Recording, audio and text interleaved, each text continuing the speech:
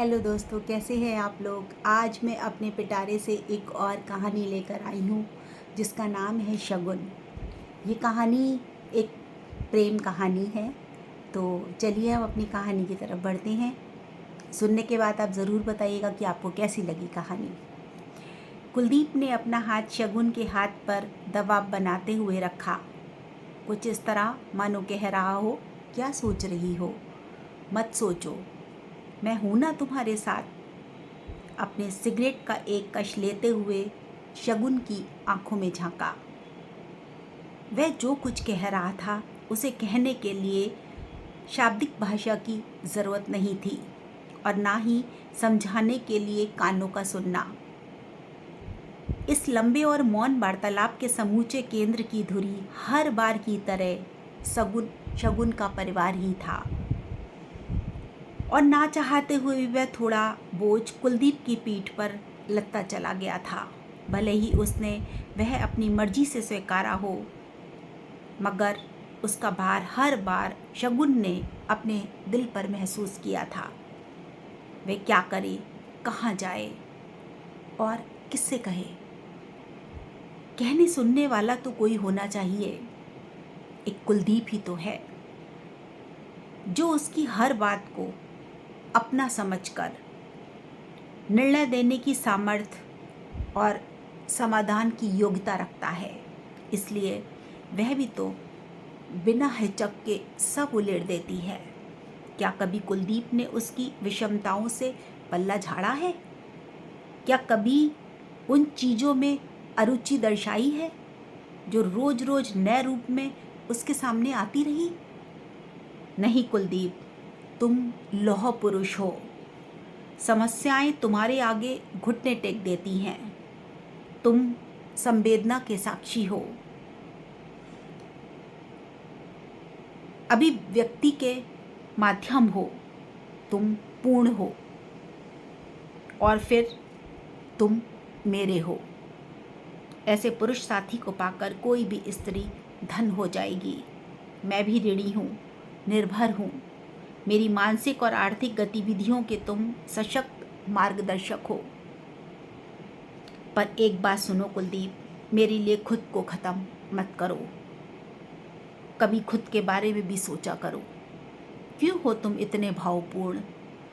क्यों हो परसुख के आकांक्षी? क्यों नहीं रखते तुम कभी अपना ख्याल? क्या सोच रही हो शगुन? कुलदीप के इस स्वाभाविक प्रश्न से वह चेतना में लौट आई और फीकी मुस्कान से माहौल को सहज बनाने की कोशिश करने लगी। कुलदीप ने सिगरेट का आखिरी कश लेते हुए उसे एस्ट्रे में बुझा दिया। मैं जानता हूँ तुम क्या सोच रही हो।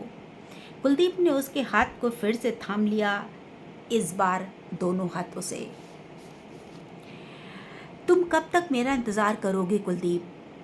तुम शादी क्यों नहीं कर लेते? इस बार जोरदार ठाका लगाते हुए वह हंस पड़ा। अच्छा ठीक है, कर लेता हूँ।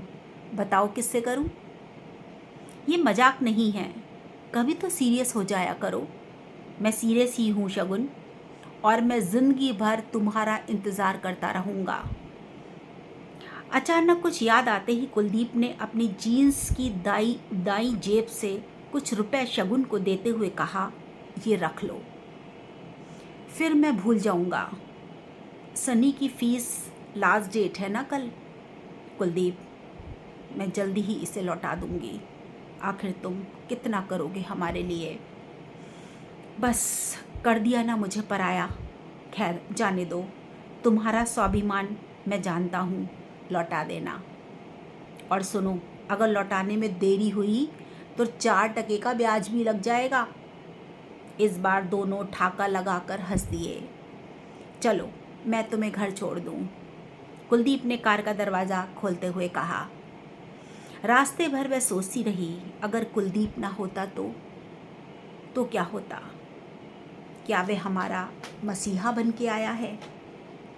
क्यों वह हर पल हमारे परिवार के लिए खड़ा रहता है? क्यों कभी कोई शिकायत नहीं करता? अपनी इच्छाओं को जाहिर नहीं करता? क्यों वह मेरा इंतज़ार कर रहा है? अव्वल दर्जे की सरकारी नौकरी, गाड़ी बंगला, शानदार फ्लैट, सब कुछ तो है उसके पास। कोई भी लड़की उससे ब्याह करना चाहेगी, फिर वह क्यों मेरा इंतज़ार कर रहा है? कहीं ये खूबसूरत ख्वाब तो नहीं उसने खुद को चिकोटी काटी? नहीं, ये मेरे ही कोई पूर्व प्रारब्ध हैं जिसके परिणाम स्वरूप मुझे कुलदीप जैसा दोस्त मिला है। ये क्या बात हुई भला? मैं तुम्हारे साथ हूँ और तुम ना जाने कहाँ खोई हुई हो। शगुन अपना सारा दर्द मुझे क्यों नहीं दे देती? कुलदीप चिंतित हो उठा। जवाब में शगुन ने फीकी मुस्कान बिखेर दी। जब कोई व्यक्ति किसी के एहसान तले दबा होता है तो वह चाह कर भी खुश नहीं रह पाता। यही हाल शगुन का भी है। वह अपने प्यार और अपने परिवार दोनों के लिए संजीदा है। लो, आ गया शगुन तुम्हारा घर। आओ अंदर आओ, माँ तुमसे नाराज़ है। कई दिन से तुम आए नहीं हो ना, इसलिए। मैं माँ की डांट खाने के लिए तैयार तो हो जाऊं? कुलदीप बिल्कुल मासूम बच्चे की तरह कहते हुए हंस दिया। बात तो सही है, इसलिए शगुन भी हंस पड़ी। अपने कहानी का ये हिस्सा हम आज यहीं तक रखते हैं। कहानी का दूसरा भाग सुनने के लिए आप लोगों को अगले एपिसोड का इंतज़ार रहेगा। तो चलिए दोस्तों, मैं अपनी कहानी को यहीं समाप्त करती हूँ, इस भाग को। अगर आप लोग को मेरी कहानियाँ अच्छी लगती हैं तो अपने लाइक और कमेंट के ज़रिए मुझे ज़रूर बताते रहिए, और ये भी कि आप क्या सुनना चाहते हैं। अगर आपको कहानी अच्छी लगी हो तो मेरे चैनल को लाइक और सब्सक्राइब ज़रूर करिएगा। चलिए दोस्तों, राधे राधे। हम विदा लेते हैं इसके अगले भाग के साथ में।